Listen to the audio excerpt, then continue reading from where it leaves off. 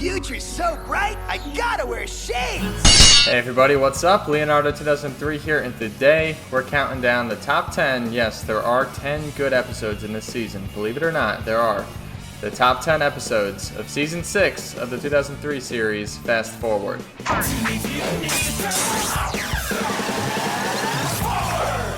I just rewatched the entire season to make sure that my list would be as up-to-date as possible. I know that this season gets a bad rap amongst fans, and I totally get that, but I had a lot of fun watching these episodes. Dude, it's a butt-ugly monster convention! Raph, where's your membership card? Although the action, storyline, and new characters do take a hit compared to the first 5 seasons, it still ended up being an enjoyable season.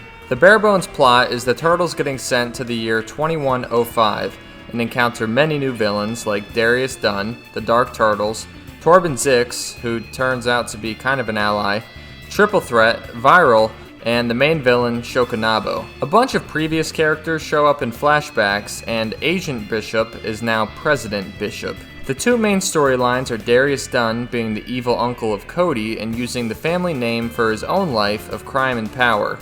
That plot never really gets resolved. The Turtles defeat him a couple times, but never for good. The other plot line was with Shokunabo and his quest for the Day of Awakening, a day where he blocks out the sun and turns every being into a mindless mutant that's under his control.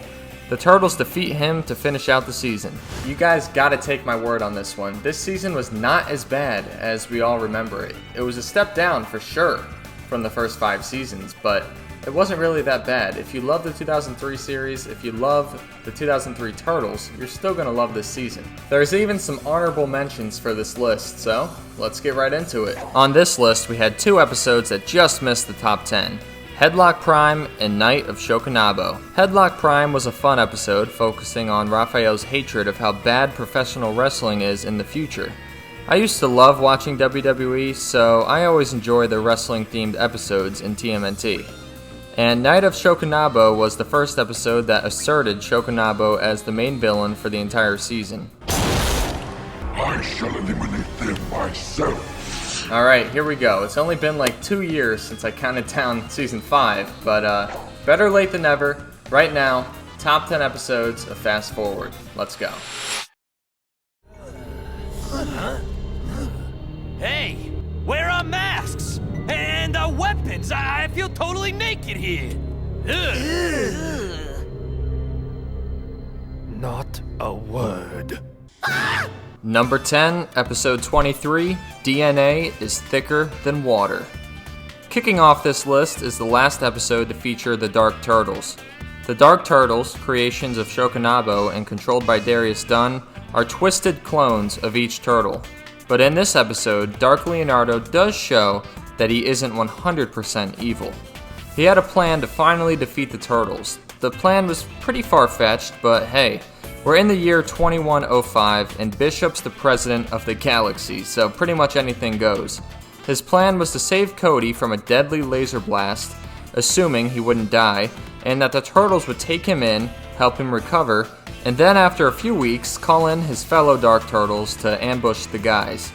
Leo did his best to try to get through to his Dark counterpart, telling a great tale of a scorpion and a frog. However, Dark Leo still turned on the Turtles, but they saw it coming from a mile away, and the Dark Turtles had to flee.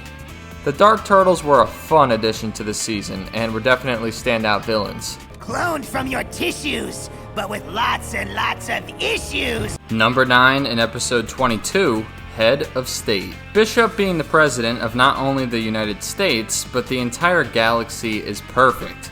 And this episode fleshes out the backstory of how he became so powerful. We learn of the failed partnership between he and Baxter Stockman, and Stockman is actually still alive too, returning for his revenge on Bishop. But when he comes back, he is barely even surprised to see the Turtles there too. I feel like that wasn't executed properly, but it was still cool seeing Stockman again. Although Stockman was trying to kill Bishop, Bishop was the one who saved his life in the episode. Bishop offers Stockman a job with his department and a brand new body, as it seems Stockman is ready to make his transition into being a good guy, just like Bishop. Since the second season of Fast Forward got scrapped for Back to the Sewers, This was the first and last time that we saw future Baxter Stockman. In the flesh! Number 8 in episode 12, Bad Blood. The debut of the Dark Turtles. Created by Shokunabo and given to Darius Dunn in a deal.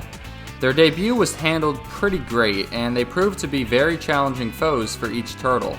The Dark Turtles are a great balance of being similar to their counterparts, but also just being plain evil. Also, this has gotta be one of the best titles to an episode. Bad Blood and DNA is Thicker Than Water are both top titles in the entire series. The Dark Turtles are one of the only things about Fast Forward that most fans can agree on. They were pretty damn cool. It is surprising through all of the different incarnations of TMNT that these were the only proper turtle clones. Number 7 in episode 20, Turtle Extinction. One of the only cool things about Cody, actually probably the only cool thing about Cody, is the Turtle X armor suit. Well, Uncle Darius hacked into that suit, took control, and did some serious damage. I really liked the battle scenes between Raph and Splinter and Darius Dunn. It was cool seeing Splinter, the really good role model dad, and Darius Dunn, the terrible evil uncle, go back and forth before they battled. Serling sacrificed his life for Cody to end the episode, offering one of the most touching moments of the season. Forgot your birthday present. I do hope you enjoy it. But Serling, of course, isn't really dead, and they actually just rebuilt him to be the new Turtle X suit. Number 6 in episode 13, The Journal. This episode is pretty much an excuse for using all of the older characters that we loved from the first few seasons and bringing them back for an episode. And with Fast Forward having pretty weak new characters, this was a very welcomed idea. The entire plot was a lesson from Splinter on not learning things about the future, as that knowledge will almost always lead to chaos. Of course, the Turtles all had to know about their futures, so they all read their chapters in this journal that they thought was written by April and Casey. Mikey's story featured Silver Sentry and Dr. Malignus. Leo's story, my personal favorite, featured the Ninja Tribunal and Karai. Donnie's story featured the Utroms, and Raph's story featured the Metal Foot Mystic, Hun, and the Purple Dragons. And April and Casey were both also featured in multiple stories. Now, all of these stories had pretty bad endings for the Turtles, so they were all scared shitless, but Master Splinter just used this moment as a good teaching lesson. Number 5 in episode 19, The Fall of Darius Dunn. Finally, one of the most hateable characters of this entire series is fully exposed.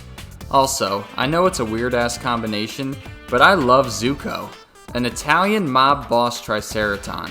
At first, I thought he was terrible, but the comical charm of Zuko just makes me laugh.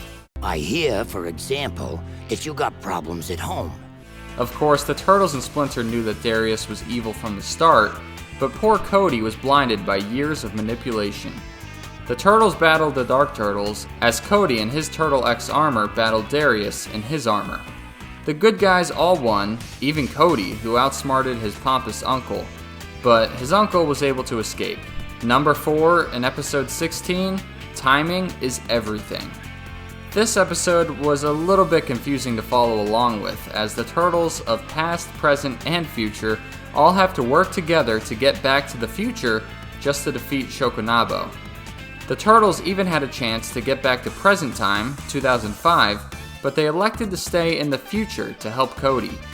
Highlights of this episode were Donnie and Splinter watching the ooze drop down the sewers, their original origin, and Leo and Cody being put into the past, seconds after the Shredder Strikes Part 2, when the wooden water tower crushed him. That was really cool.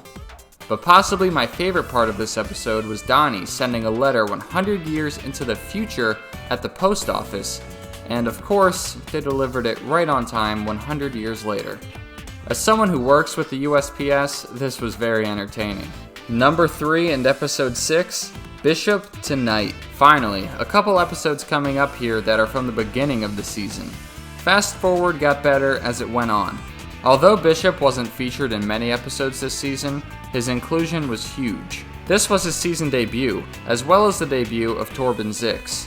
Zix is the most infamous smuggler in the entire galaxy, and he's a damn good one at that. In this episode, he's working for Shokunabo, and he'll work for anyone, good or bad. Bishop had the Turtles track down Zix to save many innocent lives. This was also the first time that the Turtles hear of Shokunabo, who Bishop assures them is just a myth. Number 2 in Episode 1, Future Shell Shock. This episode ranks so high just because it was the first one that was so different. There was so much change and new stuff thrown at us, and it was kind of captivating. Also, the Turtles and Splinter are nude for like half of the episode, which was very strange. The episode itself wasn't all too special, but it really was fun seeing Mikey get separated from the guys right when they got transported to the future. It really reminded me of when Raph got stuck in that Purple Dragon van in the first episode of Season 1. This one just set the stage for the weird and different season that we were about to get. And all of the change was just so crazy, and it was just a fun episode. And number 1, episode 25, but it was actually the true finale of the season, The Day of Awakening. The evil day that Shokunabo has been planning all season. He took over Moonbase Bishop and plans on turning everyone in the entire galaxy into Kanabo, which are mutated humans, or whatever kind of beings, and they're completely under his control. The only thing that can stop the Day of Awakening is sunlight. Of course, Shokunabo couldn't pull this off without the help of Viral. But at the 11th hour, the guys were able to kill off Shokunabo, and seemingly kill off Viral too, but we all know that she'll be back for more fun next season. The fate of the Turtles, and if they ever get back to present time, is all sorted out in the first episode of next season, which I'll be counting down next. But that was the real end to Fast Forward. It kinda ends on a cliffhanger. We don't know what's gonna happen next. And that's because the writers of the show didn't know what was going to happen next. They didn't know if they were going to do Fast Forward Season 2, going to go back to the sewers, or actually a few other different plots that I covered in a previous video about the lost seasons of TMNT. But 4Kids elected to have the Turtles go back to the sewers, so this was basically the end of Fast Forward. Although the whole Day of Awakening plot wasn't all too epic, it obviously doesn't even hold a light to the Shredder plots and the Shredder finales that we got in the first few seasons. Regardless, it was still fun, it still was pretty epic, and it was a nice way to end the season. Alright guys, that's the video, my top 10 favorite episodes from Fast Forward. Watch that season again. If you've never watched it because you heard it was just complete shit, give it a try. And if you remember it being complete shit, go back and rewatch it, and I bet you'll find at least a few episodes that were really quality and that you really enjoyed. In the comments down below, definitely let me know your top 5 episodes of Fast Forward. But anyways guys, thank you so much for watching. Remember, type in the comments down below, what are your favorite episodes from Fast Forward? If you have any. I know some people just despise the season.